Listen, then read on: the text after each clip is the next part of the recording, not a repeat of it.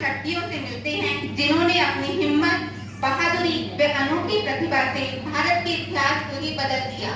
इसलिए ही तो कहते हैं, नारी नाम है बलिदान का, चुनौतियों को मात देने का, दुखों को नाश करने का। इस श्रृंखला में सबसे पहले सन 1828 में वाराणसी में जन्मी झांसी की रानी लक्ष्मीबाई से मिलते हैं। मैं झांसी की रानी लक्ष्मीबाई, इस धरती माँ की बेटी। बेटी जब उठ खड़ी होती है तो विजय बड़ी होती है। मैं इन फिरंगियों को अपनी झांसी छूने भी नहीं दूंगी। हम लड़ेंगे ताकि आने वाली पीढ़ियां आजादी का उत्सव बना सके। मेरे खून का एक एक कतरा झांसी पर कुर्बान है। मैं वो मशाल बनूंगी जो हर भारतीय के हृदय में आजादी की ललक बनकर पैदा हो। इस धरती माँ ने मुझे जिस गौरव के साथ अपनाया है, उसके आत्मसम्मान की रक्षा के लिए मैं अपना सर्वस्व न्यौछावर कर दूंगी। इस फिरंगियों को मैं अपनी झांसी छूने भी नहीं दूंगी। अपने प्राणों की आहुति दे दूंगी, पर फिरंगियों को हाथ भी नहीं लगाने दूंगी अपनी झांसी को। भाग फिरंगी भाग, झांसी की रानी आई है, भाग फिरंगी भाग। झांसी की रानी आई है। हर हर हर हर महादेव हर हर महादेव। हमने तो हर वे लोटे हूँ, हमने सुनी कहानी थी, खूब लड़ी मर्दानी, वो तो झांसी वाली रानी थी। अब आइए मिलते हैं सन 1831 में नया गांव में जन्मी कवयित्री, समाज सुधारक, वंचितों की आवाज, भारत की first lady teacher Savitribai Phule से।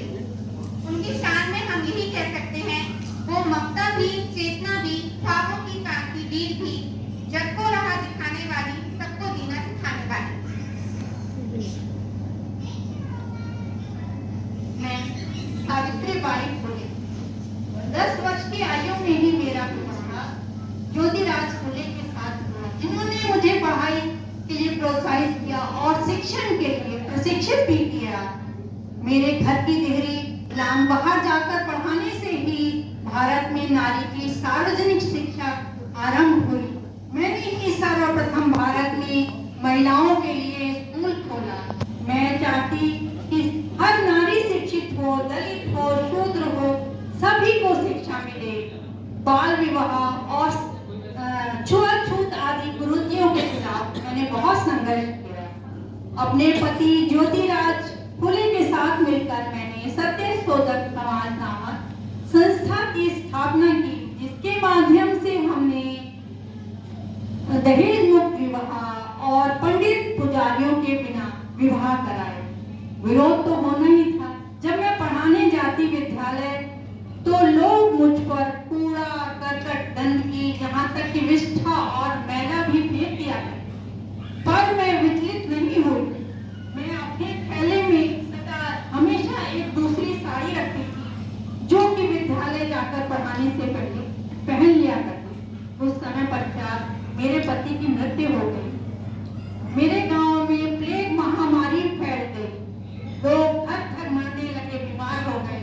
तब मैंने अपने दत्तक पुत्र यशवंत की सहायता से गांव में एक अस्पताल खोला। मैं घर घर जाकर घूम घूम कर मरीज लेकर आती अस्पताल और उनका इलाज करा। मुझे पता चला कि गांव में एक बच्चे को इलाज की जरूरत है, उसको प्लेग ने जकड़ लिया है। मैं उसको अपनी पीठ पर लादकर अस्पताल लाई और उसका इलाज कराया। तब तक आखिर प्लेग ने मुझे भी जकड़ लिया और मेरी आत्मा प्रभु में विलीन हो गई। तो आइए अब हम मिलते हैं सन 1879 में हैदराबाद में जन्मी सरोजिनी नायडू जी से। अपनी लेखनी में वो आग थी जिसने भारत के जन जन में देश की आजादी के लिए ललक पैदा की। आइए स्वागत करते हैं भारत की बुलबुल सरोजिनी नायडू जी का।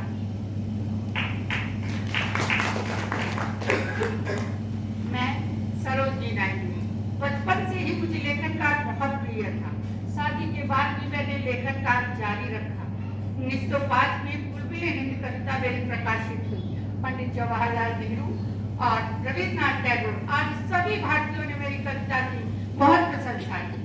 मैं पूरे भारत में जहाँ कहीं भी जाती अपनी कविताओं के माध्यम से पुरुषों और स्त्रियों को उनकी आजादी की ललक जगाती।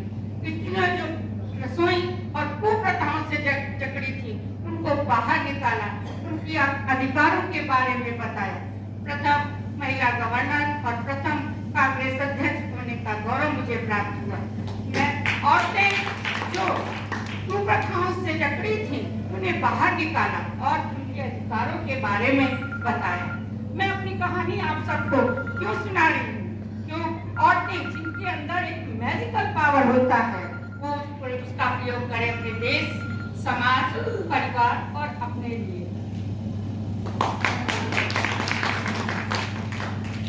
Last but not the least, Bharat की पहली अंतरिक्ष में जाने वाली महिला कल्पना चावला।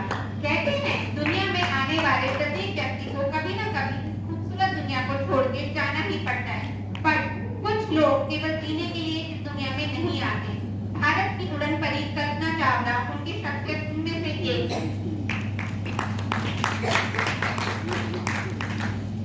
मैं कल्पना चावला। बचपन से ही मुझे आकाश, उसकी ऊंचाइयां, चांद, सितारों और विमानों के बारे में बातचीत करना अच्छा लगता था।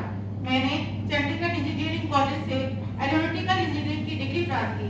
अपने ख्वाबों को पूरा करने के लिए मैंने यूएस के कोलोराडो यूनिवर्सिटी से पीएचडी की उपाधि भी प्राप्त की। मुझे यूएस के नासा रिसर्च सेंटर में काम करने का मौका भी मिला। जिन 6 लोगों को अंतरिक्ष मिशन में भेजा